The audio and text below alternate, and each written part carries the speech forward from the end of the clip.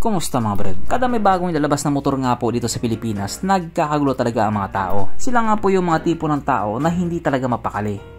Wala naman pambili. Katulad na nga lang po dito sa pinakita ni Honda. Anino pa lang yan pero nagkakagulo na sila. Sabi nga po ng iba, ito na daw yung Honda Giorno 125 na kung saan nga po marami din talaga ang naghihintay. Pero sabi naman ng iba, ito na daw yung Honda Stylo 160 na katulad nga po sa Honda Giorno, marami din talaga ang naghihintay. Pero itong malupit kasi may mga tao nga din pong naniniwala na ito daw ay Honda Civic.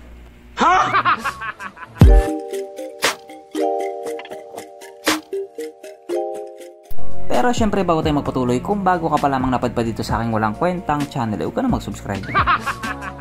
So yun na nga, dito nga po sa bagong post ni Honda, marami talaga ang nagtatalo-talo kung ano-ano na nga lang po yung hula nila. Pero malinaw naman na talaga na ito nga po ay ang Honda EM1 or ang Honda Electronic Moped 1. Yes po, isang electric scooter or electric bike or e-bike. Basta, yung hari ng kalsada. Itong electric scooter nga po na ito ay unang nilabas doon nga po sa European country or sa European market na nagustuhan nga din po ng mga tao doon.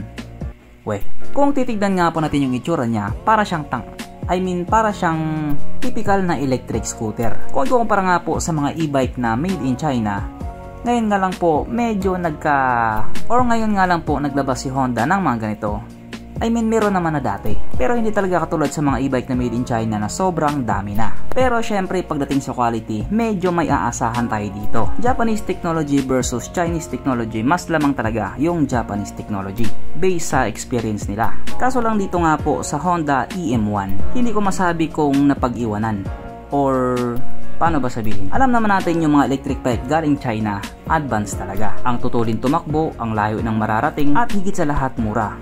At magmumura ka. Dito kasi sa Honda EM1, para lang siyang bitin ng kaunti. Sapagkat ito nga po ay kayang tumakbo sa bilis lamang ng 45 km per hour. Yes po, 45 kph lang yung top speed niya. Tapos yung range naman niya ay umaabot lang ng 41.3 km. Yes po, yung full charge niya, yun lang po yung kayang abutin, 41.3 km. Pero pwede pa namang umabot ng 42, 43, 44, 45 pero magtutulak ka na sa clap, diba? Samantalang yung ibang made in China tumatakbo ng 150 km tapos may range na 100 km. O diba? Medyo napag-iwanan din talaga siya. Ang sukat na niyang gulong 90/90/12 sa harap at 100/90/10 sa likuran. Pagdating naman po sa kanyang braking system, ito po ay naka-disc brake sa harap at drum brake pa din po sa likuran. Old school. Pero para sa akin wala namang problema doon. Okay lang naman yun. Wala siyang ABS pero meron naman siyang CBS or combi brake system. So para nga po sa top speed niya na 45 km per hour, okay na po yun. Kahit nga pa lang pwede mo nang pahintuin yun Pero syempre wag nyong gagawin yun. Ibangga nyo na lang. Pagdating naman po sa kanyang mga ilaw, ito po ay naka full LED na. Ang kanyang gauge panel dito po ay naka digital na simpleng-simple nga lang din po yung design niya.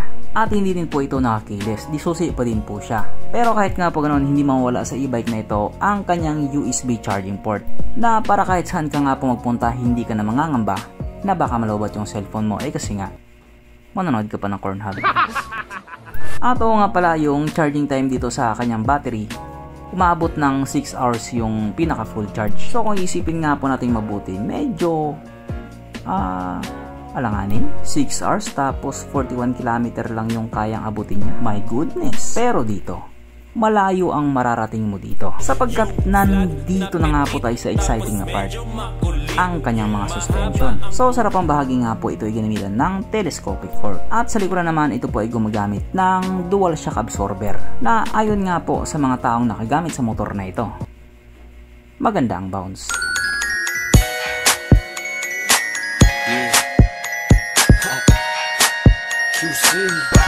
Siyempre alam kong gusto mo pa, kaya meron pang isa.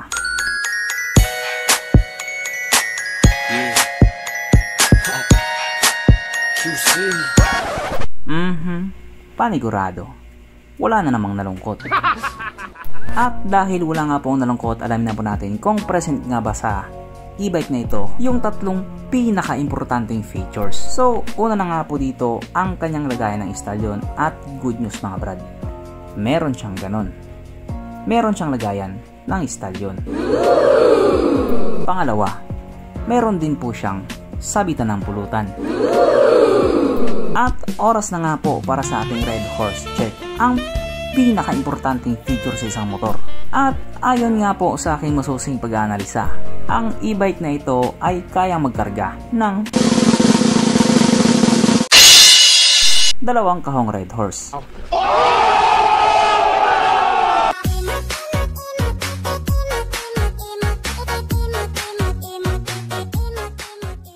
So therefore ang e-bike na ito ay talagang highly recommended. At regarding naman po sa kanyang presyo, malalaman natin yan kapag sinabi na ni Honda. At para naman doon sa mga tao naghihintay doon sa mga motor na ina-expect nila, huwag kayong mag-alala. May bukas pa. Malay nyo, next year, nandito na yung isa pang e-bike nila. Kaya antay-antay lang talaga. So hanggang dito na lang muna mga brad. Kung may gustong sabihin or gustong idagdag doon sa mga sinabi ko, mag-comment ka na lamang sa ibaba. Okay, bye.